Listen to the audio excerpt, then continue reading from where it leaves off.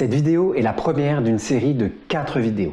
Si vous êtes entrepreneur et que vous cherchez à construire votre présence en ligne, mon objectif ici avec cette série est de vous apporter de la clarté et un cap à suivre afin d'y arriver sans vous perdre dans la jungle de l'information. Et pour y arriver, il faut aller à l'essentiel. Mais comment faire et qu'est-ce qui est essentiel? C'est ce que nous allons voir ensemble en commençant par cette vidéo dans laquelle je vais vous parler des 3 maillons principaux et essentiels pour n'importe quelle entreprise, qu'elle soit digitale ou même physique. Je pars d'un constat simple, il y a trop d'informations sur Internet sur ce qui est nécessaire pour réussir sa présence en ligne. Qu'est-ce qui est vraiment important et essentiel? Il est très difficile de trouver une réponse claire et juste à ce propos.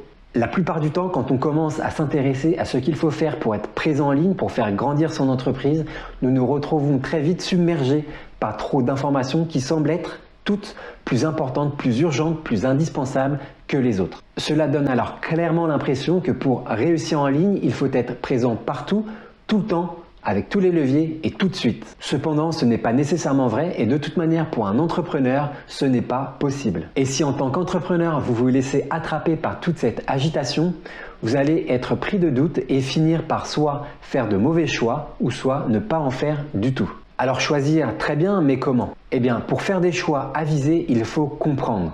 Pour appuyer mon propos, j'aime à penser que la compréhension mène à la clarté mène à la possibilité de prioriser et en priorisant, cela nous permet d'aller à l'essentiel. Et en allant à l'essentiel, cela permet pour vous, dans le cadre du digital, de construire et de gérer plus simplement votre présence en ligne. Et c'est vers cet essentiel que je souhaite vous emmener. Mais alors qu'est-ce que l'essentiel pour une entreprise? Cela va sans doute vous paraître logique et tomber sous le sens, mais il est très important pour moi de revenir sur ces fondamentaux afin de permettre justement d'aller vers cet essentiel en priorisant sur ce qui est vraiment important pour une entreprise. Donc le premier maillon est donc bien sûr un lieu de vente. Le deuxième, c'est d'avoir des clients potentiels qui viennent sur ce lieu de vente. Et une fois que ces clients potentiels sont sur le lieu de vente, c'est d'avoir un discours de vente permettant donc de les convaincre. Et qui dit discours de vente implique nécessairement d'avoir un produit ou un service à vendre répondant aux besoins des clients. Une fois ces fondamentaux posés, que veut-il vraiment dire quand on ressent cela sur le digital? Un lieu de vente en digital va être soit un site internet, soit des réseaux sociaux, soit une chaîne YouTube ou une combinaison de tout cela. Des clients potentiels, nous allons les avoir grâce à la génération de trafic et nous obtenons ce trafic-là via des leviers différents que l'on appelle le SEO pour le référencement naturel,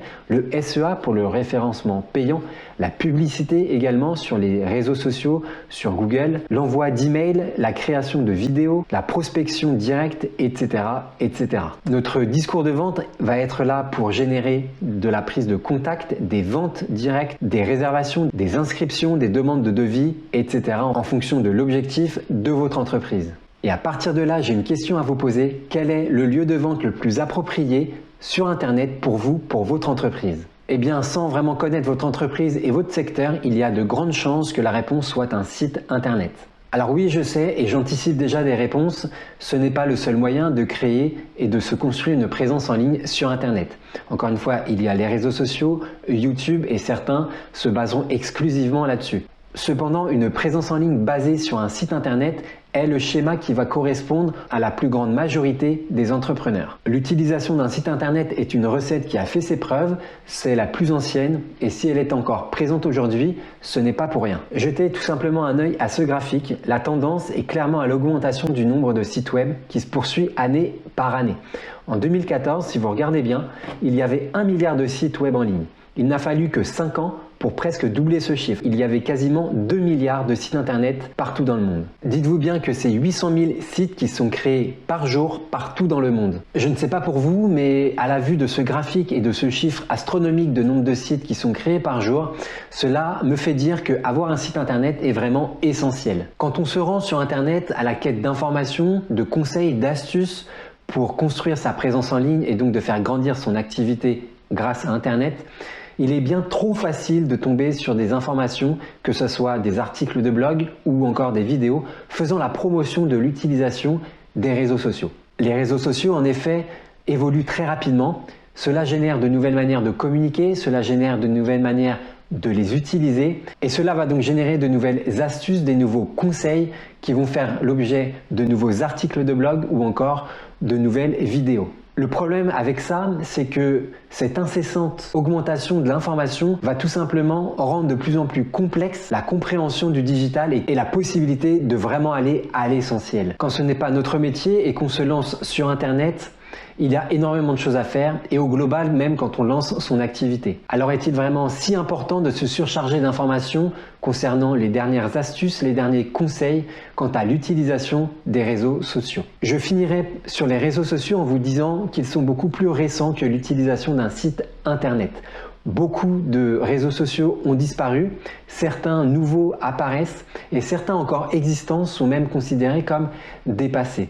Pour moi, c'est une base assez instable et le fait de baser entièrement son activité, son entreprise sur les réseaux sociaux, c'est également baser son entreprise sur un socle instable. Alors que le site internet est une base solide qui est là pour durer.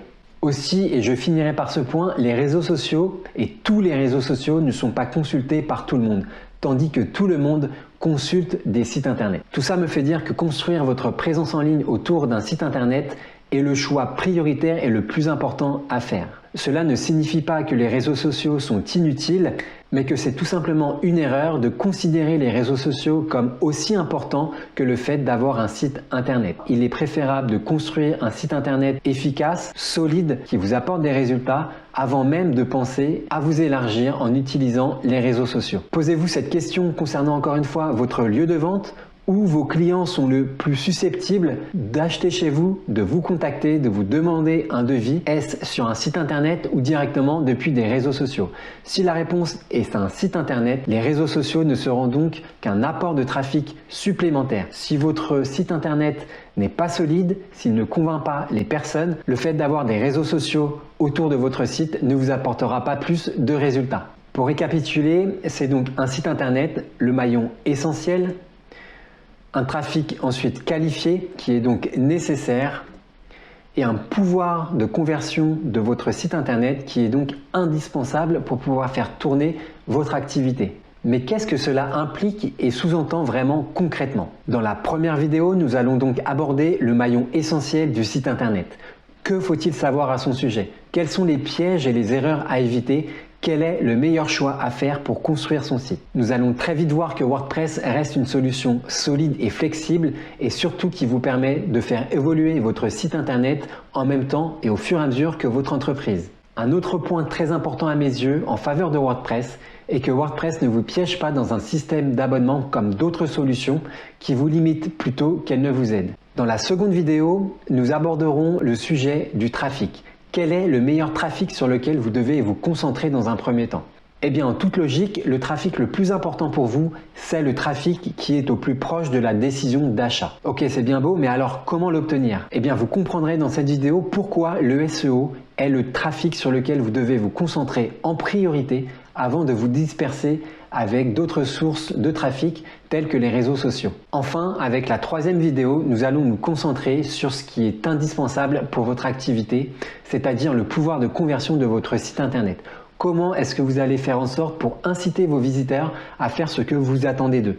Eh bien pour cela, il faut des pages de site internet qui soient axées sur la conversion. Et c'est ce qu'on appelle le copywriting. Et dans cette vidéo, dans cette troisième vidéo, je vous donnerai, pour vous faciliter le travail, une structure de page avec ses principes de fonctionnement qu'il vous suffira ensuite de recopier pour tout simplement créer vos propres pages de services ou de produits. Encore une fois, l'objectif avec cette série de vidéos est de vous apporter de la clarté et de la compréhension sur l'essentiel afin de vous donner une direction claire et la plus simple possible concernant la construction de votre présence en ligne. Alors certes, encore une fois, ce n'est pas le seul système qui existe permettant de construire sa présence en ligne, mais de mon point de vue, il est toujours préférable de suivre une recette ayant fait ses preuves avant de passer à une autre, plutôt que de vouloir tout essayer en même temps.